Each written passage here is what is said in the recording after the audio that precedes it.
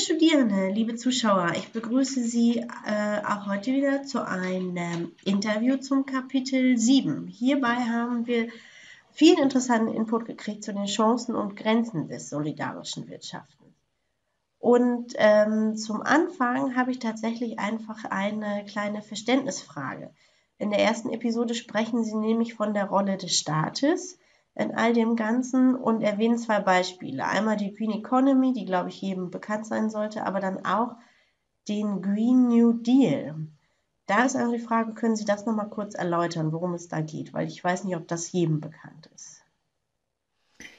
Ja, der Green New Deal steht sinnbildlich für eine Vorstellung des ökologischen Umbaus der Industriegesellschaft, ähnlich wie auch die Green Economy. Und der Begriff geht auf Roosevelt zurück, der in der Weltwirtschaftskrise 1929 diesen Begriff des New Deals geprägt hat. Und ähnlich sieht man die Herausforderung ja heute auch. Also es geht wirklich darum, einen ganz neuen Deal zu machen und der muss eben möglichst grün sein. Das Konzept hat aber natürlich auch die gleichen Schwächen wie die Green Economy, also dass man einfach damit inkludiert, dass die Industriegesellschaft schon so weitergehen kann, nur halt, wenn sie nur ein bisschen grüner werden soll. Das heißt, viele Dinge der Industriegesellschaft werden nicht hinterfragt damit, ja, also beispielsweise das permanente Wachstum wird nicht hinterfragt, ja, also der Wachstumsmotor der Industriegesellschaft wird nicht hinterfragt, sondern man geht einfach davon aus, dass beispielsweise der Energiebedarf eben der Industriegesellschaft substituiert werden kann durch grüne Energie, ja, und dass damit sozusagen die Probleme auch in den Griff zu bekommen sind. Und die Kritik daran ist natürlich auch vielfältig, weil beispielsweise als Umsteuerungsstrategien werden dort ja vor allem die Effizienzstrategie rausgepickt. Ja? Also man denkt eben mit Effizienzsteigerung durch Technologien beispielsweise kriegt man das Problem der Übernutzung in den Griff. Ja? Oder auch durch Konsistenzsteigerung kriegt man also durch Erhöhung der Qualität beispielsweise, der Nutzungsqualität, kriegt man die Dinge in den Griff. Außen vor gelassen sind dabei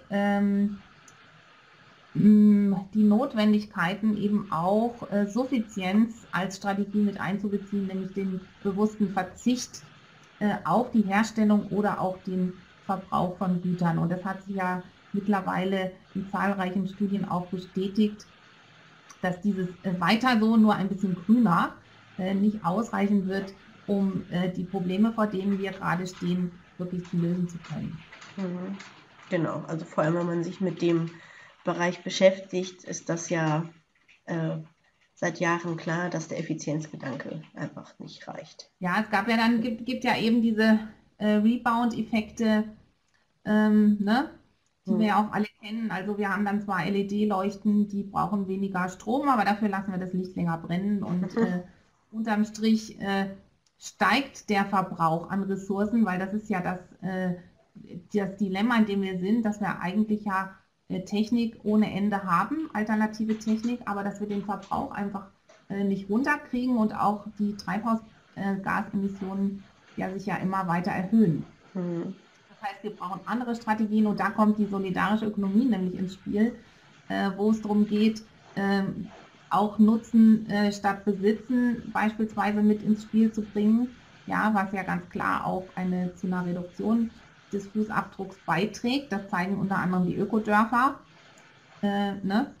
Und das sind natürlich weitgehendere Strategien, als einfach nur zu sagen, wir brauchen andere Lichtquellen oder wir brauchen ein bisschen besser gedämmte Häuser. Bleiben wir aber nochmal, auch wenn das Konzept so schön ist und Sie ja auch die Chancen gut vorgestellt haben, nochmal kurz bei den Grenzen der solidarischen Ökonomie. Da haben Sie nämlich in der ersten Episode vor allem als Grenze aufgeführt fehlende Sicherheiten.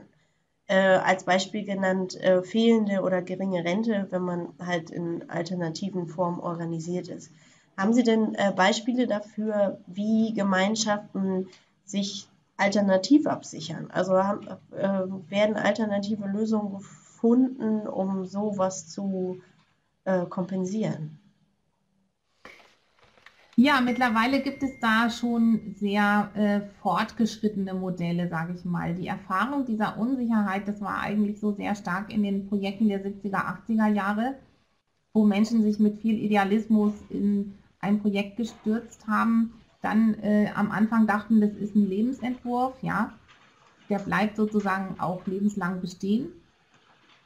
Und dann war die Erfahrung, es ist ja eigentlich gar nicht so. Also Lebensoptionen, Lebensentwürfe ändern sich auch, ja. Und das ist einfach ein Phänomen unserer Zeit, dem keiner so richtig entrinnen kann, glaube ich, dass wir uns einfach sehr, sehr schwer tun, so einen wirklich einen lebenslang gültigen Lebensentwurf zu entwickeln und da auch immer dabei zu bleiben, ja. Das heißt, es gab dann eben, oder es gibt immer wieder auch Konflikte in Lebensgemeinschaften, wo sich dann zeigt, dass jemand vielleicht nach 20 Jahren auch anders leben möchte. Und dann ist eben das Problem sehr häufig, dass diese Einstiegs- und Ausstiegssachen nicht richtig geregelt sind. Mhm. Ja, so dass es dann zu hohem individuellem oder auch kollektivem Schaden kommen kann, wenn man nicht so richtig drüber gesprochen hat, was ist denn eigentlich, wenn eine Person oder wenn eine Familie beispielsweise eine Gruppe verlässt, wie regelt sich das finanziell und so weiter, bekommen die dann sozusagen auch eine Art von Ersatz dafür, was sie geleistet haben für ein Kollektiv. Das geht aber in der Regel ja gar nicht, weil so viele Ressourcen sind gar nicht da. Aber es gibt also insbesondere Kommunen, die sehr, sehr klare Einstiegs- und Ausstiegsregelungen haben, wo ganz klare Verträge existieren. Also das ist, glaube ich, das Stichwort, ja. Also dass man die Dinge so von dem etwas improvisierten Ausgangsniveau auch auf eine stärkere verrechtlichte Ebene bringt, sodass das dann auch nicht passieren kann, dass jemand beispielsweise wirklich seine Rentenansprüche verliert oder so. Ja? Mhm. Das kann passieren, wenn man die Dinge einfach laufen lässt und sich nicht gegen Risiken absichert. Ja? Aber wie gesagt, ich glaube, realistisch ist einfach zu sagen, auch die solidarischen Ökonomieprojekte sind eben häufig oder überwiegend lebensabschnittsbezogen. Mhm. Ja? Also viele machen das in einer bestimmten Lebensphase, gehen die in so ein Projekt rein und dann ändern sich aber die Bedingungen, ja, also durch alles Mögliche. Und deswegen ist wichtig zu sagen, okay, auch hier lege ich mich nicht für immer fest. Also das haben wir ja auch schon diskutiert bei den Genossenschaften beispielsweise, da ist es ja ganz, ganz einfach, also gerade auch beispielsweise bei Wohnungsbaugenossenschaften, die tragen dem im Grunde genommen sehr, sehr gut Rechnung. Ja, da kann ich ja einen Eigentumsstatus von der Wohnung haben, also von meinem Anrecht auf lebenslanges Wohnen. Und gleichzeitig habe ich die Freiheit, jederzeit meine Anteile kündigen zu können. Ja. Und zu sagen, okay, nee, ich gehe jetzt 5 Jahre auf Weltreise oder so, da brauche ich keine Wohnung mehr. Ja, ne? Und also das ist auch wieder die Stärke, insbesondere von den Genossenschaften, wie gesagt, bei den Lebensgemeinschaften, wo es dann um wirkliche gemeinsame Ökonomie in Gruppen geht oder so, ist es mit Sicherheit anspruchsvoller. Und ich hatte ja auch schon erwähnt, es gibt ja durchaus auch Gruppen, die sich krankenversichern, gegenseitig krankenversichern. Und es gibt auch so etwas wie gemeinschaftliche Rentenversicherung, wo auch, sage ich mal, befreundete Betriebe, die über Jahrzehnte miteinander kooperiert haben, sich auch versuchen, irgendwie Geld zurückzulegen, gemeinschaftlich, um auch bestimmte persönliche Risiken nochmal abzufedern. Mhm. Aber das sind natürlich trotzdem anspruchsvolle Dinge, weil man muss das planen, man muss es gemeinsam entscheiden, ja. Und es ist ja bei jedem persönlich auch schon so, dass diese Dinge nicht so gerne überhaupt diskutiert werden. Wie sichere ich mich im Alter ab oder gegen Risiken ab, ist ja sowieso so ein Thema, was meist verschoben wird und in Gruppen natürlich auch noch mal mehr gerne verschoben wird, weil es noch mal anstrengender ist. Das glaube ich, ja. In der zweiten Episode haben Sie ja vor allem die Chancen hervorgehoben. Und das fand ich persönlich ziemlich interessant, einfach was Sie angesprochen haben, was auch für Bildungsprozesse in der solidarischen Ökonomie stattfinden. Gerade so in der heutigen Zeit oder schon seit Jahren, dass ja generell diskutiert wird, dass das Bildungssystem, so wie es ist, angefasst werden muss, dass Bildung sich ändern muss. Und da würde ich gerne noch mal so ein bisschen nachfragen, was sehen Sie denn da für Potenziale? Zum Beispiel, wenn Bildung, Schule, Hochschule, wer auch immer, mit Projekten in der solidarischen Ökonomie zusammenarbeitet. Oder was passiert da, was das Bildungssystem vielleicht nicht so leisten kann? Ja, ich hatte jetzt gerade kürzlich eine Studie gelesen über die ziemlich vernichtend ausgefallen ist im Blick auf die Frage, wie viel Zukunftskompetenz vermittelt unser gegenwärtiges Bildungssystem. Also angefangen vom schulischen Bildungssystem bis über das Berufsbildungssystem. Und zwar Zukunftskompetenz im Blick auf die Hochrechnungen oder Prognosen, dass es viele Berufe, also wenn jetzt heute die Schülerinnen und Schüler Berufe lernen beispielsweise, ja, was gibt es denn alles für Berufe, kann man ziemlich sicher davon ausgehen, dass diese Berufe in 20 Jahren gar nicht mehr existieren werden. Aufgrund der Umbrüche, vor denen wir stehen, ja, sodass eigentlich diese klassische Wissensvermittlung, die in der Schule immer noch dominiert, ja, letztendlich auch gar nicht mehr angemessen ist, auf diesen superschnellen Wandel, den wir haben, nochmal beschleunigt durch die Digitalisierung, überhaupt die Schülerinnen und Schüler vorzubereiten. Ja? Und in dem Zusammenhang fällt immer wieder das Stichwort Bewältigung von Unsicherheit. Die Schule tut ja auch als System irgendwie so, als würde die Gesellschaft so bleiben, wie sie ist. Ja? Und als müsste man sich nur genügend Wissen in den Kopf stopfen, was man dann irgendwann wieder rausholt, wenn man es braucht, und es würde aber alles so bleiben. Aber wir sehen ja, dass diese Gesellschaft, in der wir leben, wirklich massive Umwälzungen erfahren wird. Und das heißt, diese Art von Wissensvermittlung, die bereitet überhaupt nicht darauf vor, mit diesem Wandel umgehen zu können, ja? Sondern wird wahrscheinlich dazu führen, dass eine ganze Generationen erstmal vollkommen überrumpelt sein werden von den Veränderungen und nicht darauf vorbereitet. Und da komme ich jetzt zur solidarischen Ökonomie. Ich glaube eben, dass solche Arten des Wirtschaftens, wir haben es ja schon gesagt, das sind sehr häufig experimentelle Formen auch von Zusammenleben, von Zusammenwirtschaften, dass die aber Fähigkeiten trainieren, die gerade angesichts dieser Situation, in der wir global sind, extrem wichtig sind. Angefangen dabei, wie kooperiere ich denn überhaupt? Ja. Wir haben ja also die Schule, die normale klassische Schule fördert ja vom ersten Tag an das Konkurrenzdenken. Ja. Und wie soll ich von Kindern und Jugendlichen, die nichts anderes kennen, erwarten, dass sie auf einmal kooperieren können?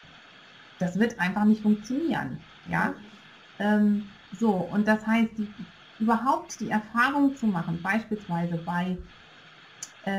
beim solidarischer Landwirtschaft, sage ich mal, in so einem Projekt, ja, die Erfahrung zu machen von Zusammenhängen, also überhaupt erlebbar, erfahrbar, anfassbar zu machen. Wo kommt denn hier der Kürbis her, den ich jetzt gerade hier auf dem Tisch habe? Ah ja, der kommt ja von dem und dem Hof, da fahre ich dann regelmäßig hin. Ich kenne die Menschen, die den anbauen. Ich sehe auch, wenn es da Probleme mit der Ernte gab. Ich sehe auch, dass es da eine Gemeinschaft gibt, wie in der solidarischen Landwirtschaft, die dann gemeinsam überlegt, wie kommen wir mit dem Ernteausfall klar, beispielsweise.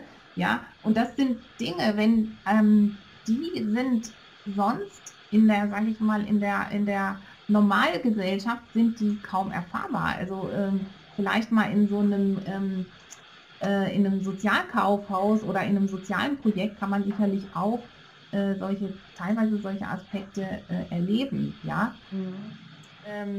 Aber die grundlegenden Zusammenhänge zu durchschauen, wo kommt was her, ja, was kostet eigentlich was, welchen Preis haben die Dinge, die ich jeden Tag benutze und welche Prozesse verursache ich beispielsweise durch meinen Konsum. Ich glaube, dass es eben grundlegende Zukunftskompetenzen sind.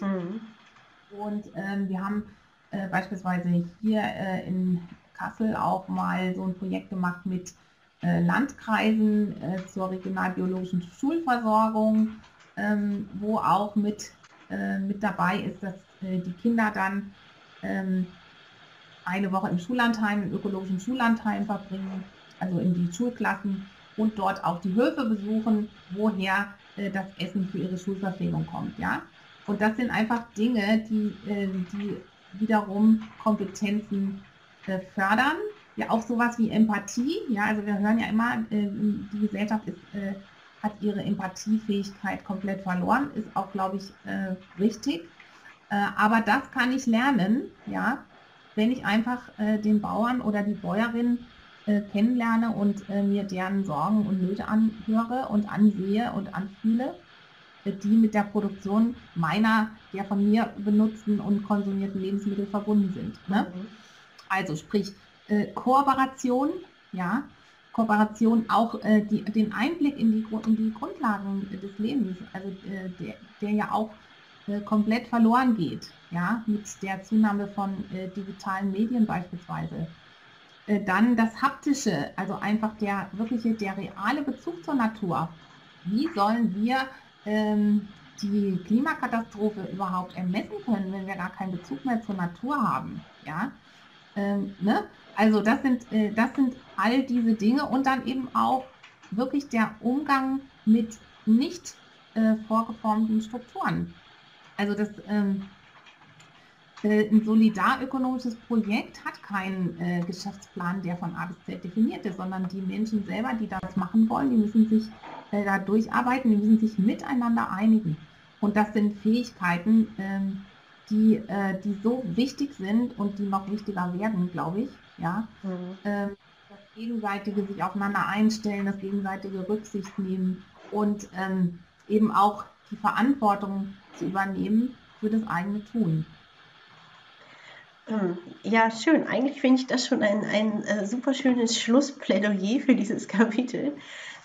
Ich hätte aber vielleicht doch noch mal so eine abschließende Frage, die vielleicht beide Episoden umfasst, im Großen und Ganzen. Da wir ja Grenzen, aber auch Chancen kennengelernt haben, so eine allumfassende Frage, wie kann denn dieser positive Einfluss vielleicht weiter verbreitet und noch mehr unterstützt werden und damit halt Grenzen und Probleme umgangen oder minimiert werden?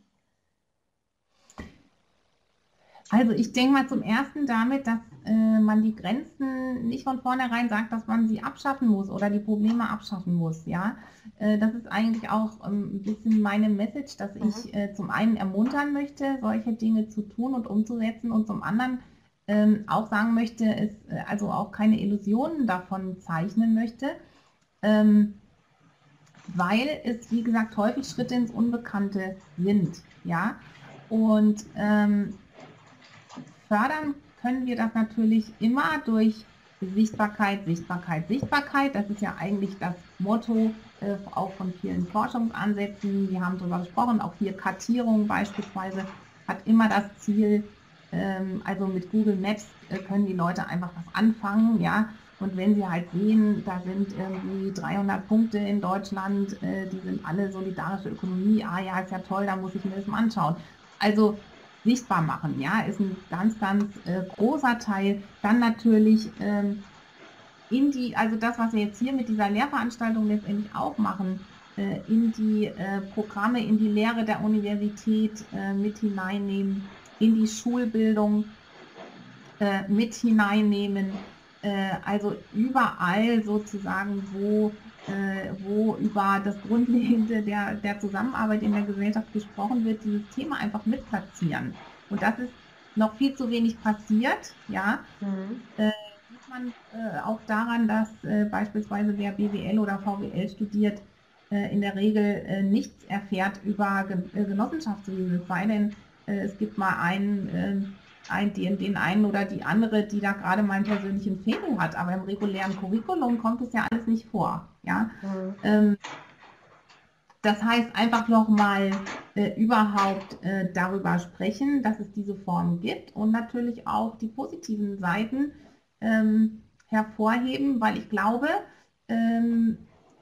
die Sehnsucht nach einem solchen Leben haben schon relativ viele Menschen, ja, insbesondere nach dem Leben in Gemeinschaft, nach einem Leben, was weniger konsumdiktiert ist, was weniger von außen gelenkt ist, also von den Anforderungen, sage ich mal, beispielsweise sich auch einen bestimmten Status zu erarbeiten, ein Haus zu kaufen, dieses, jenes, ja.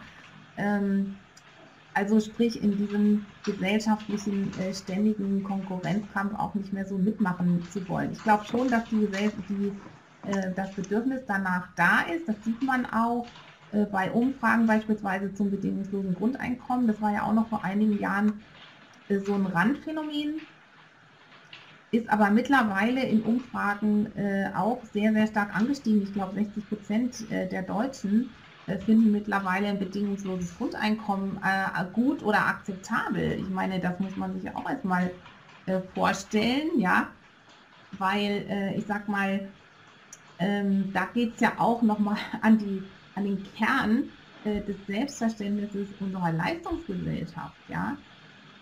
Und ich sag mal, vor 10 Jahren war die überwiegende Reaktion Ablehnung. Ja, also wieso soll es Leute geben, die sich nicht so anstrengen? Wir müssen doch hier alle was leisten und so. Und heute haben sie halt diese Entwicklung, weil auch immer mehr Menschen verstehen, dass Leistung sich überhaupt nicht lohnt in dem System, in dem wir leben, sondern dass die Alltagsbewältigung immer anstrengender, immer schwieriger, immer ausbeutender wird, ja.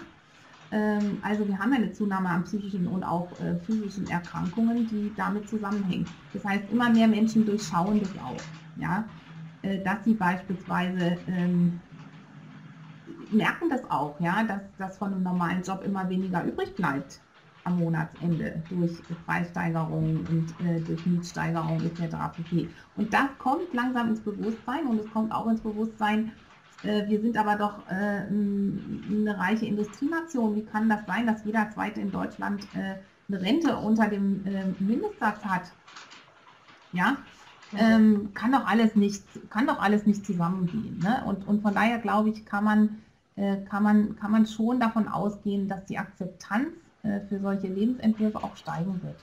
Glaube ich schon. Es ist nur halt immer der Schritt, der Schritt in diese Richtung, der ist nicht einfach, weil den muss man selber tun und in der Regel gibt es kein Umfeld, was einen darauf vorbereitet, ja, sondern das muss man sich aufsuchen und auch deswegen ist das Thema Kartierung immer wieder so wichtig, um einfach Anlaufpunkte zu haben, wo man sich beispielsweise beraten lassen kann, weil das ist auch nicht so bekannt. Ja? Also okay, ich will jetzt gerne eine Gemeinschaft gründen, wo wende ich mich denn da überhaupt hin? Wir haben da keine Bank, die das finanziert oder keine IHK, die da eine Auskunftsstelle hat. Ne? So. Ja, aber ich denke, dass die Nachfrage mit Sicherheit in den nächsten Jahren auch steigen wird. Also da bin ich mir ziemlich sicher. Vielleicht werden sich die Formen nochmal ändern. Also das ist auch, wird mir eigentlich auch immer deutlicher, dass die Formen dieses solidarischen Wirtschaftens auch sehr zeitabhängig sind. Ja?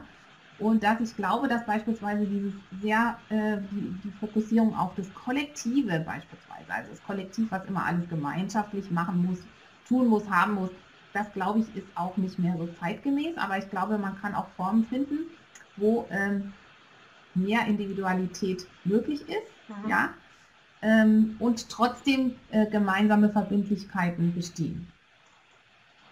Super.